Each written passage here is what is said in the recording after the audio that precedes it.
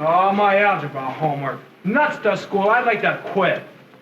What you kicking for? She only kept you an hour this time. Well, who wants to spend an hour just to find out what X equals? Well, you found out, didn't you? So what? I'm sick of school. I want to be practical. I want to work. For crying out loud, don't you get enough work in school? Oh, rats, not that kind of work. I mean real work. Why, I can learn more about airplanes and motors in the garage than I can in school. I tell you... That's Ray! Hiya, Hi, Uncle Ray. Hi, Uncle Ray. Hiya there, gang. Long time no see, Ray. Yeah, busy as ever? Well, said you'd be in today. Hey, watch out there, Dr. Jack. You don't blow up the shop. Come on over here. I want to talk business. Business? Oh, trouble with the plane? No, it's about school. I want to quit and get a job. I thought you wanted to be an aviator. Well, that's just it. If you could get me a job around the airport, I'd be learning all the right things. Not spending hours and hours at algebra and science and all that junk. I'd be getting in a lot of good groundwork. Oh, wait a minute. You need more than that.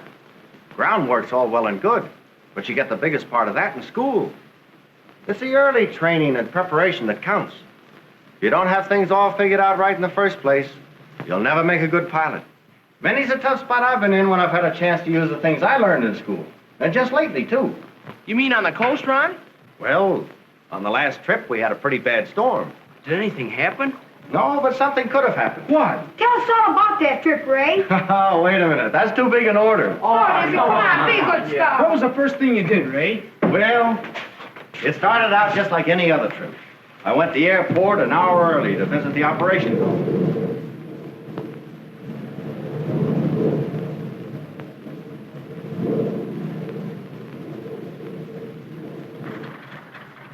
I looked over the weather conditions, planning my route ahead of the trip.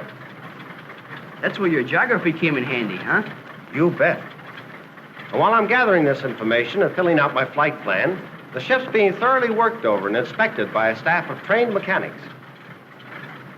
You can see there, Monk, how the training in mechanical classes now is a big help in aviation ground school later on.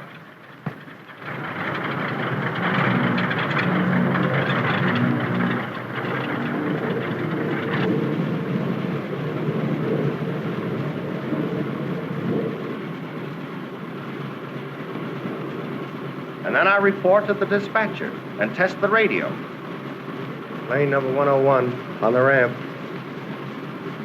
On day frequency, go ahead. 101 on ramp, test okay. Plane number 101 to WBEK. What's the wind? Go ahead. WBEK to 101, wind south 4, use runway number 3. Okay, WBEK.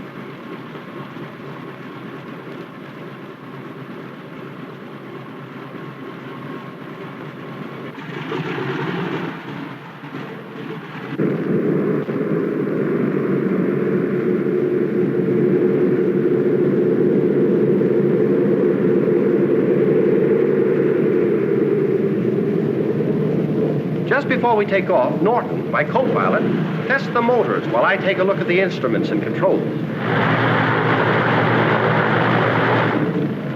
Everything's clear, and away we go.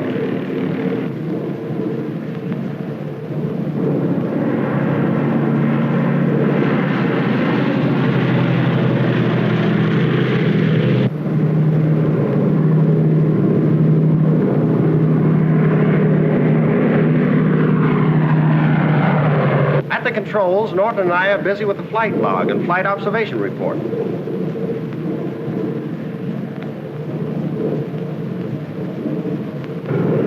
We give all our information to ground stations by radio, including our height, position, temperatures, wind speed, and direction. How can a plane in the air tell how fast the wind's going? I'm afraid I can't explain that without going into higher mathematics.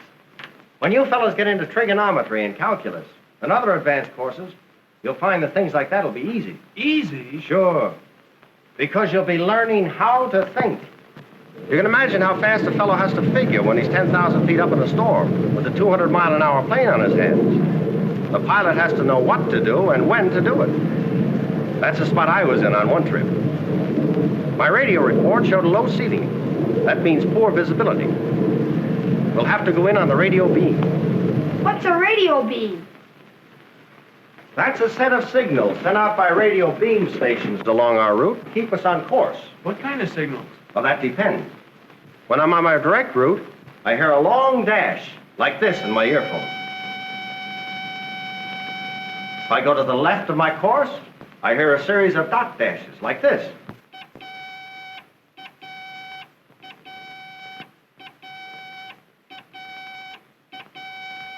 If I go to the right, I hear a series of dash dots.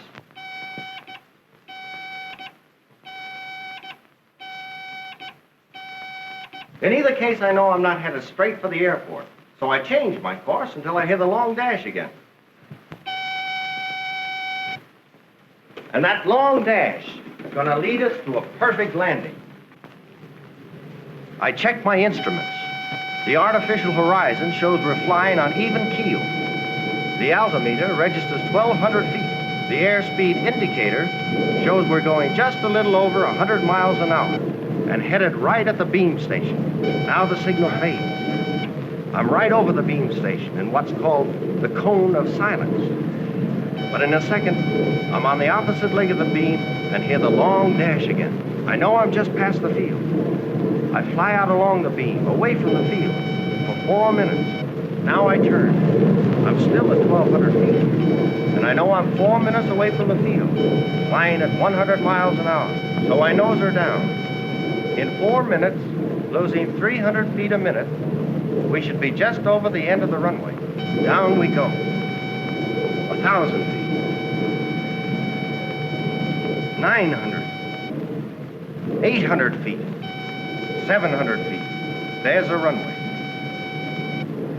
Now we're settling fast. 300 feet. 100 feet.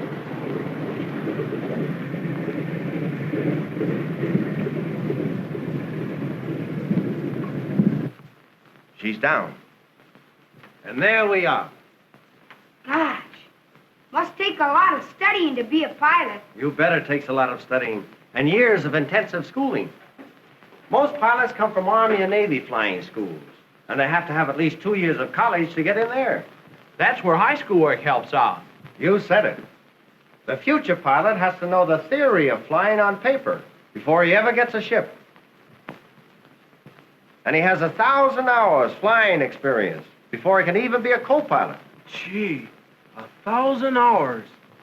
Looks like everyone connected with aviation, or any other business or profession, needs to go to school plenty. That's right, Jack. As a doctor, you'll have some mighty important work to do. The science of medicine's young. It has new men and new ideas, but it needs more. With the proper training, you'll be sitting on top of the world someday. And that's true of every one of you. Boy, when I think what a chance you fellows have to do things, why, there's no limit for you.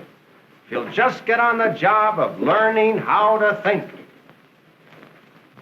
Gosh, to think that someday you fellows will be telling the world what kind of food to eat, what clothes to wear. And how to make cars better. Right, and all the other things that change with time and progress. Now just remember this, fellows. If you develop your minds now while you're young, you'll be the ones to design the world of tomorrow.